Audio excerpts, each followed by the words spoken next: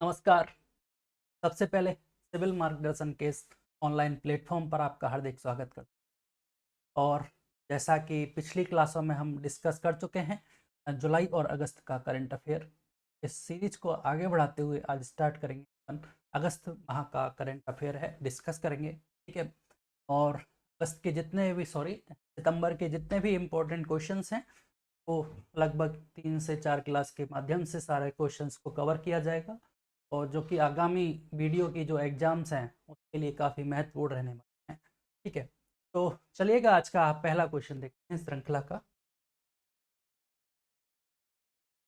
तो आज का जो अपना पहला क्वेश्चन है, माही बांसवाड़ा परमाणु ऊर्जा संयंत्र की कुल क्षमता कितने मेगावाट है? हाल ही में प्रधानमंत्री जी के द्वारा इसका उद्घाटन किया गया था। माही बांसवाड़ा परमाणु ऊर्जा संयंत्र का नाम से ही क्लियर है, माही नदी पर बनाया गया है। माही नदी पर कौन सा? माही बजाज सागर डैम स्थित है, और बांसवाड़ा में बनाया गया है, ये भी बात क्लियर होगी। माही बांसवाड़ा तो माही नदी पर बांसवाड़ा में बनाया गया है, परमाणु से संचालित ऊर्जा संयंत्र है, ये भी बात। तीसरी बात ये क्लियर हो गई कि किस किस टाइप की एनर्जी से है, परमाणु ऊर्जा का संयंत्र है, ठीक है। तो ये हमें पता होना चाहिए। राजस्थान में पहले से भी एक परमाणु ऊर्जा संयंत्र स्थापित है जो कि रावतबाटा में स्थित है, ठीक है। और लेकिन कुछ जो बातें हैं इसके बारे में हमें जाननी होगी। तो सबसे पहले अपन जानते हैं कि कौन सी संस्था इसके द्वारा संचालित करेगी। तो NPCIL, nuclear power corporation of India, nuclear power corporation of India limited के द्वारा इसका संचालन किया जाएगा। और इसकी जो लागत है इसकी 42,000 करोड़ रुपए की लागत है। इसका निर्माण में 42,000 करोड़ रुपए की लागत आएगी, ठीक है।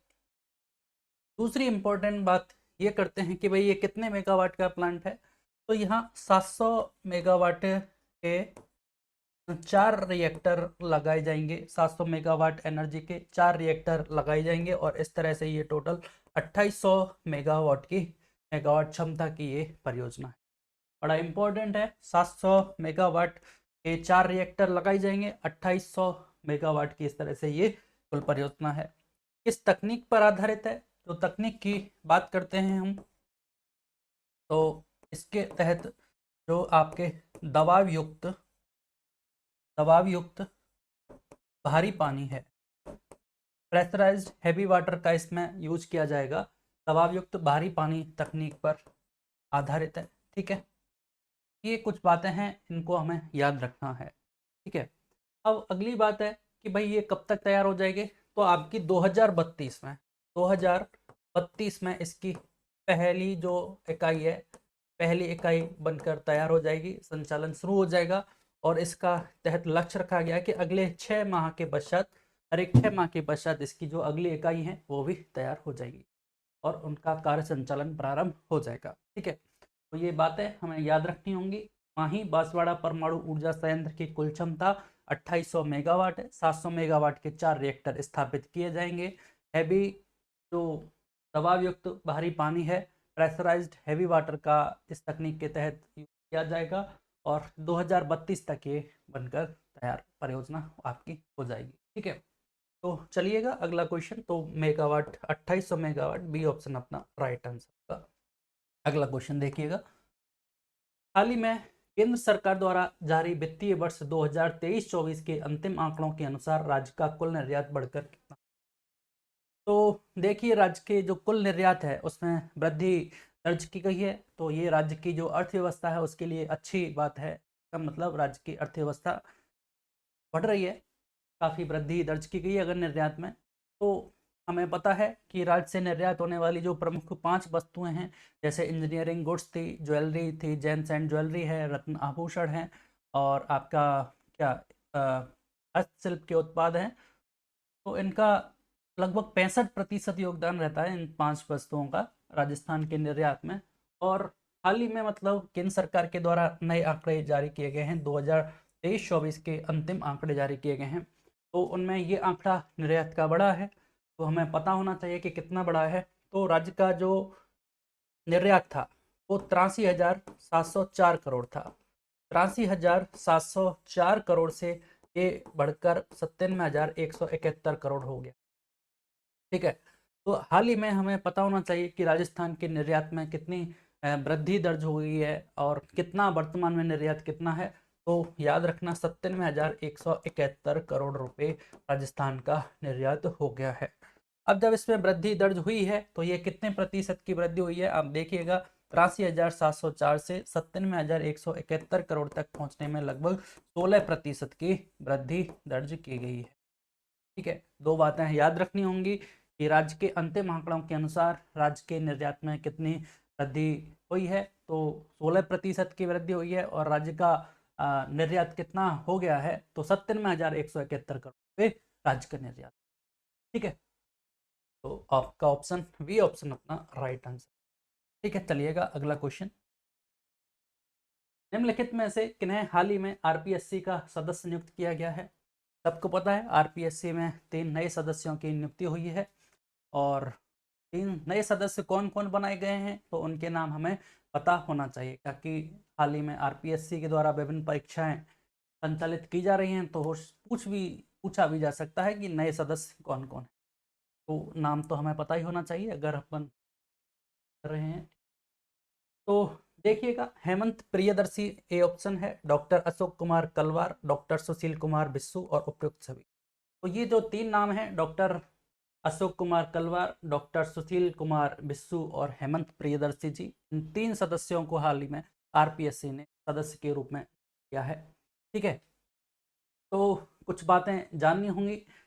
जैसे पहले आरपीएससी में सदस्यों की संख्या थी 1+2, एक अध्यक्ष होता था और 2 सदस्य होते थे जब आरपीएससी की स्थापना हुई थी। ठीक है, वहां से फिर इस सदस्यों की संख्या को बढ़ाकर 1+7 किया गया। तो ये बात हमें ध्यान रखनी है कि 2011 में ये जो 7 सदस्यों की संख्या थी, 2 से 7 जो नंबर आया, इसको 2011 में बढ़ाया गया था। तो 2011 में आरपीएससी ने सदस्यों की संख्या को बढ़ाते हुए 7 कर दिया था और इस संख्या को और बढ़ाते हुए 2025 में कितना कर दिया है, ये 1+10 कर दिया है। ये बातें हमें पता होना चाहिए। ठीक है, अब इस तरह से वर्तमान में आरपीएससी में एक अध्यक्ष और 10 सदस्यों की नियुक्ति की जाती है। अब ये सदस्य नियुक्त किए जाते हैं, ये बड़ी टर्म इम्पोर्टेंट है क्योंकि कई बार पूछ लिया जाता है कि इनकी नियुक्ति की गई है, इनका निर्वाचित किया गया है, इस तरह से। तो ये नियुक्त किए जाते हैं और इनकी नियुक्ति किस में की जाती है, तो आपको पता होना चाहिए संविधान के अनुच्छेद 315 से 323 के अंतर्गत, आर्टिकल 315 से 323 के तहत संघ लोक सेवा आयोग और जो राज्य लोक सेवा आयोग है उनका वर्णन किया गया है। और अनुच्छेद 316 के तहत, आर्टिकल 316 के तहत इनकी नियुक्ति की जाती है, आपके राज्य लोक सेवा आयोग के सदस्यों की नियुक्ति। ठीक है, कौन करता है, राज्यपाल के द्वारा नियुक्ति की जाती है। राज्यपाल के द्वारा, राज्यपाल के द्वारा मुख्यमंत्री की सलाह पर, मुख्यमंत्री जी की सलाह पर इन सदस्यों की नियुक्ति की जाती है। त्यागपत्र किसको देते हैं, त्यागपत्र भी राज्यपाल को देते हैं। ठीक है, कार्यकाल कितना होता है, कार्यकाल 6 वर्ष और आपका 62 वर्ष की आयु जो भी पहले हो वो उनका कार्यकाल है। फिर बात करते हैं सबसे पहले अध्यक्ष कौन रहे थे, तो एस के घोष साहब आरपीएससी के पहले अध्यक्ष रहे थे। इसके अलावा पूर्णकालिक अध्यक्ष के तौर पर सबसे पहले कौन थे, पहले पूर्णकालिक अध्यक्ष कौन थे, तो एस.सी. त्रिपाठी जी आरपीएससी के पहले पूर्णकालिक अध्यक्ष थे। सबसे लंबा कार्यकाल किनका रहा, तो डी.एस. तिवारी जी का कार्यकाल है सबसे लंबा रहा था। और फिर बात किया जाए सबसे न्यूनतम कार्यकाल की, तो पी.एस. यादव जी का कार्यकाल सबसे न्यूनतम रहा था, लगभग 37 दिन का उनका कार्यकाल रहा। ठीक है, तो कुछ बातें इस तरह से याद रखनी है। अब ये जो 3 सदस्य नियुक्त किए गए हैं इनके बारे में थोड़ा देख लीजिए। जो हेमंत प्रियदर्शी जी हैं ये आईपीएस हैं और डॉक्टर अशोक कुमार कलवार ये आपके कैंसर रोग विशेषज्ञ हैं, कैंसर रोग विशेषज्ञ हैं। डॉक्टर ऐसा है इनका, कैंसर रोग विशेषज्ञ। ठीक है, और वहीं आपके सुशील कुमार बिस्सू हैं, ये है महान गणितज्ञ, महान गणितज्ञ हैं ये। तो इनका कार्य क्षेत्र ये रहेगा। आरपीएससी के सदस्य हैं हेमंत प्रियदर्शी जी, आईपीएस हैं डॉक्टर अशोक कुमार तलवार, आपके कैंसर रोग विशेषज्ञ हैं सुशील कुमार बिस्सू जी, गणितज्ञ। ठीक है, तो इस तरह से ये आपका डी ऑप्शन आपका राइट आंसर होगा। चलिएगा अगला क्वेश्चन। 12वां इंडिया इंडस्ट्रियल फेयर 2025 का आयोजन कहाँ किया गया? हाल ही में इंडस्ट्रियल फेयर का आयोजन किया गया है। कहाँ किया गया है? तो आपके भिवाड़ी में इसका आयोजन किया गया है। भिवाड़ी में खैरथल तिजारा डिस्ट्रिक्ट में स्थित है भिवाड़ी औद्योगिक क्षेत्र। इसमें आपके 12वां इंडस्ट्रियल फेयर का आयोजन किया गया। और क्यों किया गया?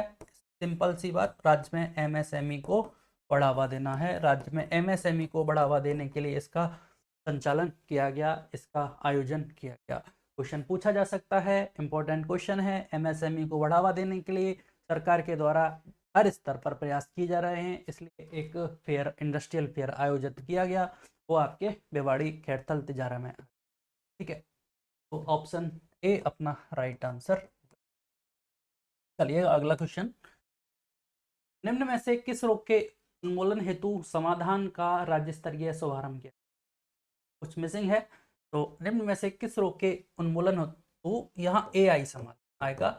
एआई मतलब हाल ही में एक्चुअली क्या है, चिकित्सा के क्षेत्र में रोगों के उन्मूलन के लिए एआई टेक्नोलॉजी का उपयोग किया जा रहा है। तो हमें पता होना चाहिए, हाल ही में क्वेश्चन पूछा गया है किस रोग के उन्मूलन हेतु एआई समाधान का प्रयोग किया गया है, उस रोग का नाम बताना है। तो राज्य का जो इंडिया का लक्ष्य है 2030 तक टीबी से मुक्त करना। टीबी तपेदिक रोग से मुक्ति का लक्ष्य है भारत का। तो इस लक्ष्य को हासिल करने का, और भारत चाहता है कि इसको 2025 में ही हासिल कर लिया जाए। और तो इस लक्ष्य को प्राप्त करने के लिए सरकार के द्वारा विभिन्न स्तर पर प्रयास किए जाते हैं, और इसके लिए एक कार्यक्रम भी चलाया गया है, निक्षय। ठीक है, निक्षय कार्यक्रम सरकार के द्वारा चलाया गया है। अब दूसरा आपके सामने ये कार्यक्रम है, किस रोग के उन्मूलन, एआई समाधान, एआई टेक्नोलॉजी का उपयोग किया जा रहा है। अब इसके द्वारा क्या होगा, एआई टेक्नोलॉजी के द्वारा जो भी पेशेंट हैं, टीबी के जो मरीज हैं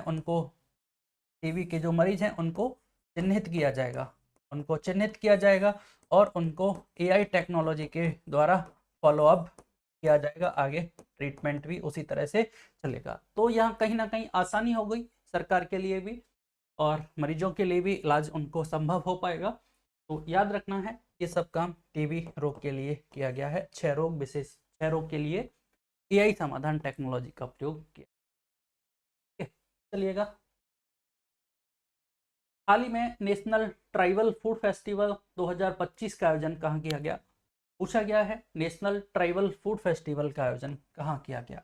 तो देखते हैं, हाल ही में बिरसा मुंडा, नाम सुना होगा आपने, बिरसा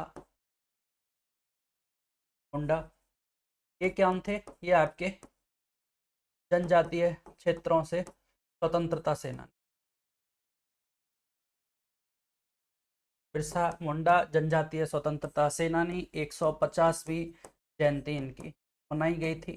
ठीक है, 150वीं इनकी जयंती मनाई गई थी। और किसके द्वारा मनाई गई थी? तो आपके मदन मोहन मालवीय आदिम जाति शोध एवं प्रशिक्षण संस्थान।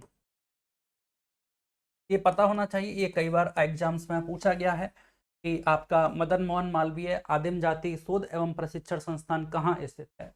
तो आपके ये उदयपुर में स्थित है। ठीक है, तो इसके सहयोग से, आदिम जाति शोध एवं प्रशिक्षण संस्थान के सहयोग से जनजातीय कार्य मंत्रालय के द्वारा इसका आयोजन किया गया। इसके द्वारा आयोजन किया गया, तो आपके जनजातीय जो कार्य मंत्रालय है इसके द्वारा आयोजन किया गया। किसके सहयोग से? मदन मोहन मालवीय आदिम जाति शोध एवं प्रशिक्षण संस्थान उदयपुर के सहयोग से इसका आयोजन किया गया। इसके अवसर पर जो आपके जनजातीय स्वतंत्रता सेनानी है बिरसा मुंडा, इनकी जयंती के अवसर पर, तो एक्चुअली उदयपुर में इसका आयोजन किया गया है। ये ऑप्शन हमें याद रखना होगा, क्योंकि जनजातीय जो क्षेत्र हैं, कहाँ बारां है, आपके उदयपुर है, प्रतापगढ़, डूंगरपुर, इस क्षेत्र में काफ़ी जनजातियां निवास करती हैं। तो कोई सा भी ऑप्शन राइट हो सकता है। तो एग्जैक्ट जो आंसर है वो आपका उदयपुर होगा। ठीक है, तो याद रखना है नेशनल ट्राइबल फूड फेस्टिवल 2025 का आयोजन उदयपुर में। तो सी ऑप्शन अपना राइट आंसर होगा।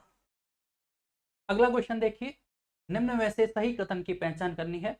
स्टेटमेंट 1 है, मुख्यमंत्री भजनलाल शर्मा ने प्रदेश में ग्रामीण सेवा शिविर और शहरी सेवा शिविर का 17 सितंबर 2025 को शुभारंभ किया। वहीं दूसरा स्टेटमेंट बताया कि ग्रामीण जो सेवा शिविर हैं इनका शुभारंभ बस्सी के बिराजपुरा गांव से किया गया। तो एक्चुअली में सरकार के द्वारा कार्यक्रम चलाया जा रहा है सेवा पखवाड़ा। सेवा पखवाड़ा, इस सेवा पखवाड़ा कार्यक्रम के द्वारा क्या उद्देश्य है सरकार का? सेवा पखवाड़ा ये है, हाँ। तो 17 सितंबर से ये संचालित है और 17 सितंबर से 2 अक्टूबर गांधी जयंती के अवसर तक इसका संचालन किया जाएगा। 17 सितंबर से 2 अक्टूबर तक सरकार के द्वारा सेवा पखवाड़ा कार्यक्रम चलाया जा रहा है। सरकार का लक्ष्य है कि जितनी भी कल्याणकारी योजनाएं सरकार के द्वारा चलाई जा रही हैं उनका जन जन तक लाभ पहुंचे, प्रत्येक व्यक्ति तक इनका लाभ पहुंचाया जाए और लोगों के जो भी काम हैं उनको शीघ्रता से निपटारा किया जाए। उनके क्षेत्र में ही अधिकारी आएंगे, वहीं पर उनके जो समस्या हैं उनका समाधान किया जाएगा। तो इसलिए सेवा पखवाड़े का आयोजन किया जा रहा है, शहरी क्षेत्रों में भी और ग्रामीण क्षेत्रों में भी किया जा रहा है। ठीक है, अब याद रखना होगा इसका शुभारंभ किया गया है तो जो ग्रामीण क्षेत्रों वाला है, ग्रामीण क्षेत्रों वाला जो सेवा शिविर है इनका शुभारंभ किया गया आपके बिराजपुरा गांव से। और ये बिराजपुरा कहाँ पे है? बस्सी जयपुर में, बस्सी जयपुर से इसका शुभारंभ किया गया। वहीं शहरी क्षेत्रों वाला जो है, शहरी क्षेत्रों वाले जो शिविर हैं इनका शुभारंभ आपके किया गया मालवीय नगर से, मालवीय नगर जयपुर से। ठीक है, शहरी क्षेत्रों में जो शिविर लगेंगे इसका आयोजन, इसका शुभारंभ मालवीय नगर जयपुर से किया गया। ग्रामीण में ये वाला हमारे लिए थोड़ा सा इंपॉर्टेंट हो जाता है क्योंकि अक्सर ग्रामीण क्षेत्रों वाले ये क्वेश्चन पूछ लिए जाते हैं। तो बिराजपुरा बस्सी जयपुर से इसका प्रारंभ किया गया।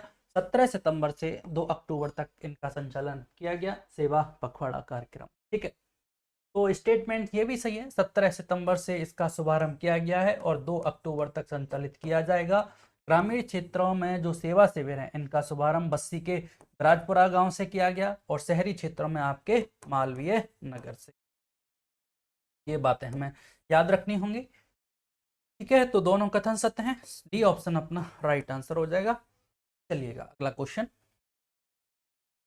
राजस्थान पोषण पखवाड़ा 2025 के आयोजन में देश भर में किस स्थान पर रहा? पोषण नहीं है, ये पोषण है, पोषण ही गलत कर दिया तो बात क्या करनी। देखिए, राजस्थान पोषण पखवाड़ा 2025 के आयोजन में देश भर में किस स्थान पर रहा? राजस्थान की रैंक के बारे में पूछा गया है कि भाई जो पोषण पखवाड़ा है उसमें राजस्थान की क्या रैंक रही। तो पोषण पखवाड़े का पर्पज क्या है? सीधी सी बात है कि जो महिलाएं हैं, बच्चे हैं, उनके खान पान को बेहतर बनाना है, कुपोषण को दूर करना है। महिलाओं की जो स्थिति है स्तनपान कराने वाली या गर्भवती महिलाओं की स्थिति में खाद्य के क्षेत्र में, खाने के क्षेत्र में उनकी सुधार करना है, मतलब ठीक है, एनीमिया वगैरह ना हो और सीधी सी बात कुपोषण को दूर करना सरकार का ये लक्ष्य है। तो इसके लिए राजस्थान पोषण पखवाड़ा का आयोजन किया जाता है और ये सितंबर जो माह है आपका, सितंबर माह को एक्चुअली पोषण माह के रूप में बनाया जाता है।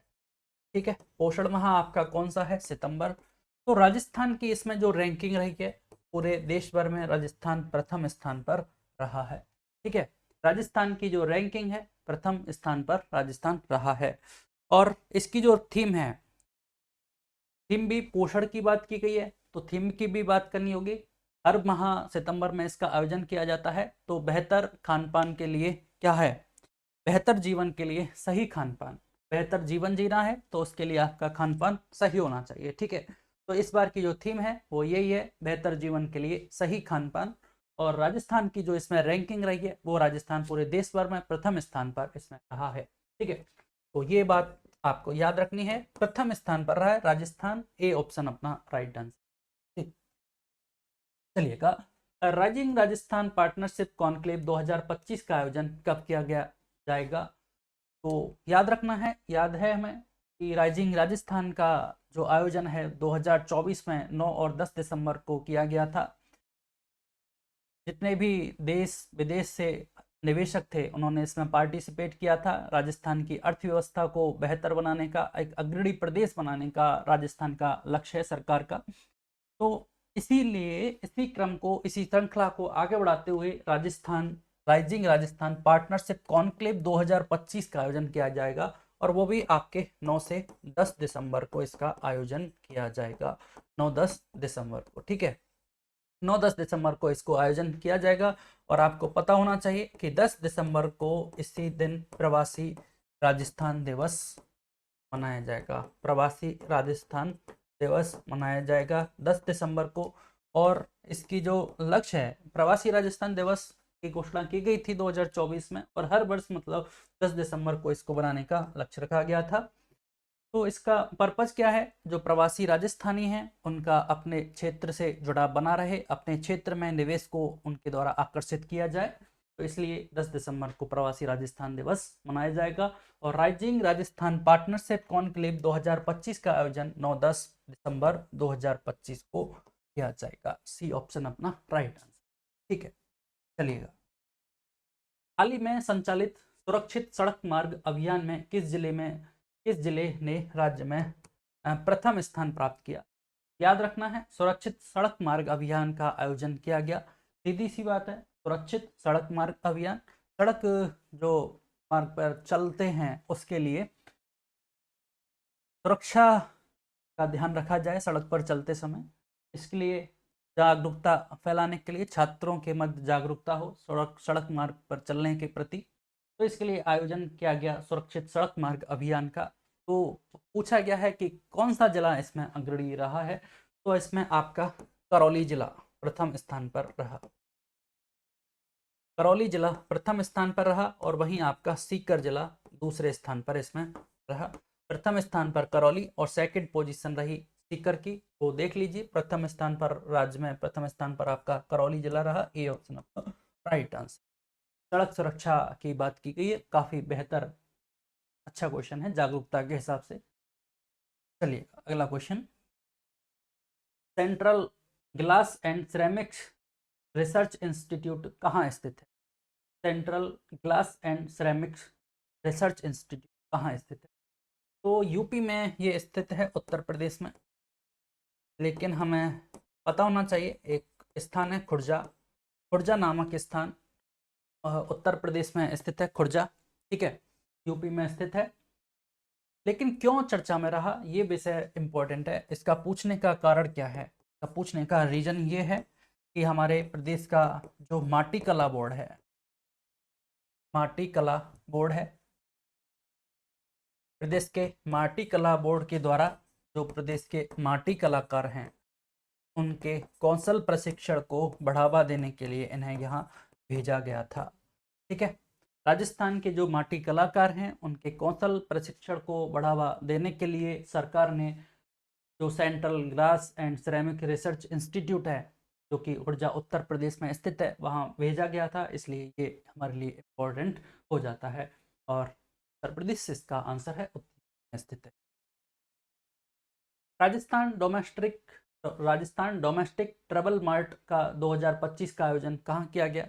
तो राजस्थान में डोमेस्टिक ट्रेवल मार्ट का आयोजन किया गया। डोमेस्टिक टूरिज्म को बढ़ावा देने के लिए, पर्यटन को बढ़ावा देने के लिए राजस्थान का आयोजन किया जाता है। तो जयपुर में इसका आयोजन किया गया था, ठीक है, जयपुर में इसका आयोजन किया गया था। और ए ऑप्शन का राइट आंसर आपके इसमें सिटी पैलेस में इसका आयोजन किया गया, जयपुर में, पर्यटन के क्षेत्र को बढ़ावा देने के लिए, ठीक है। चलिएगा, इस अवसर पर कई अवार्ड भी प्रदान किए गए, इसके बारे में हमें देखना पड़ेगा। देखते हैं कि राजस्थान डोमेस्टिक ट्रेवल मार्ट 2025 के दौरान किसे women empowerment in hospitality and tourism पुरस्कार से सम्मानित किया गया। पूछा गया है women empowerment in hospitality and tourism का जो पुरस्कार है उसे किसे प्रदान किया गया है। तो ऑप्शन है अपने सामने, मंजू बागमार, डॉक्टर विजय भाटिया, श्रीमती गायत्री राठौड़ और सेबाक्षी खांडल, ठीक है। तो हमें बताना है कि अवार्ड आपको किसे प्रदान किया गया है। तो श्रीमती गायत्री राठौड़ जो आईएएस हैं प्रदेश में, श्रीमती गायत्री राठौड़ टूरिज्म के क्षेत्र में इन्होंने अपनी सेवाएं दी हैं काफ़ी अच्छे तरह से, तो इन्हें ये अवार्ड दिया गया है आपके women empowerment and hospitality and tourism के क्षेत्र का। ठीक है, आतिथ्य प्रबंधन के क्षेत्र में बेहतरीन कार्य के लिए इन पुरस्कार से सम्मानित किया गया है। इसमें एक लाइफ टाइम अचीवमेंट अवार्ड भी प्रदान किया गया है, जो कि अजीत कुमार बंसल है, उनका नाम Ajit Kumar Bansal life time achievement award.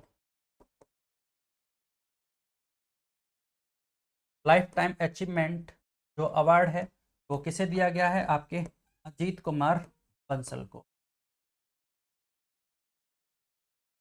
ठीक है, ये याद रखना, श्रीमती गायत्री राठौड़ को women empowerment in hospitality and tourism के क्षेत्र में ये अवार्ड दिया गया है। अगला क्वेश्चन, हाल ही में राजस्थान में केंद्र सरकार के सहयोग से कितने मेगावाट क्षमता की बैटरी ऊर्जा भंडारण प्रणाली स्थापित की जाएगी? क्योंकि प्रदेश में ऊर्जा के क्षेत्र में बेहतरीन कार्य किए जा रहे हैं, तो जो नवकरणीय ऊर्जा है उस ऊर्जा को स्टोरेज करके उसका कहीं भी अन्यत्र स्थान पर आसानी से यूज किया जाए, इसके लिए ये योजना चलाई गई है, बैटरी ऊर्जा भंडारण प्रणाली। ठीक है, और केंद्र सरकार के सहयोग से इसको संचालित किया जा रहा है, तो हमें पता होना चाहिए कि ये कितने मेगावाट के, तो ये आपके 6000 मेगावाट की परियोजना है, केंद्र सरकार के सहयोग से चलाई जा रही है। बैटरी के तौर पर हम ऊर्जा का स्टोरेज करेंगे और उसको कहीं भी यूज किया जा सकता है किसी स्थान पर, तो ये 6000 मेगावाट की आपका प्लांट है, एनर्जी स्कीम है 6000 मेगावाट की। चलिएगा, आज का लास्ट क्वेश्चन देखते हैं। निम्नलिखित में से किसे जिले के स्वच्छ वायु सर्वेक्षण 2025 में उत्कृष्ट प्रदर्शन हेतु सम्मानित किया गया है? स्वच्छ वायु सर्वेक्षण 2025 है, इसमें बताना है राज्य के किस जिले को उत्कृष्ट प्रदर्शन हेतु सम्मानित किया गया। क्योंकि पर्पज क्या है, स्वच्छ वायु सर्वेक्षण 2025 का पर्पज है जो भी एयर पॉल्यूशन, बढ़ता हुआ एयर पॉल्यूशन है डिस्ट्रिक्ट्स में, उसमें सुधार करना। तो राजस्थान में बात करें तो अलवर ज़िले में काफ़ी इंडस्ट्रियल एरियाज हैं, तो वहाँ की वायु काफ़ी, एयर जो क्वालिटी इंडेक्स है वो सही नहीं है, तो अलवर को इस पुरस्कार के तहत सम्मानित किया गया है। अलवर को, अलवर ने उत्कृष्ट प्रदर्शन किया इसमें, क्योंकि अलवर की ही वायु गंदी है तो अच्छा काम भी वो ही करेंगे, तो इसलिए अलवर को ये अवार्ड दिया गया। आपके जो वन मंत्री हैं, जलवायु परिवर्तन मंत्री भूपेंद्र यादव जी, वो अलवर सांसद, उनके द्वारा ये अवार्ड प्रदान किया गया अलवर को इस क्षेत्र में उत्कृष्ट प्रदर्शन हेतु। और याद रखना होगा कि ये जो अवार्ड है अलवर को दिया गया है वो 3 लाख से 10 लाख जो जनसंख्या वाली कैटेगरी है उसमें अलवर को तृतीय स्थान पर रहा, थर्ड पोजीशन इसमें अलवर की रही। पूरे देश में 3 से 10 लाख की जो कैटेगरी है उसमें थर्ड स्थान पर अलवर रहा। और वहीं बात करें 10 लाख से अधिक जनसंख्या वाली कैटेगरी है उसमें इंदौर को ये अवार्ड, ठीक है, 10 लाख से अधिक जनसंख्या वाली कैटेगरी में इंदौर को दिया गया।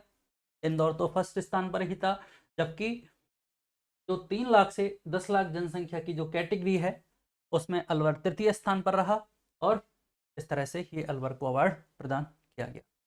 तो ये आपका रहेगा अलवर आंसर। तो ठीक है, चलिए आज की क्लास यहाँ समाप्त करेंगे, बाकी रिमेनिंग क्वेश्चंस फिर एक बार फिर मिलेंगे जल्दी और अगली क्लास में फिर से डिस्कस। धन्यवाद।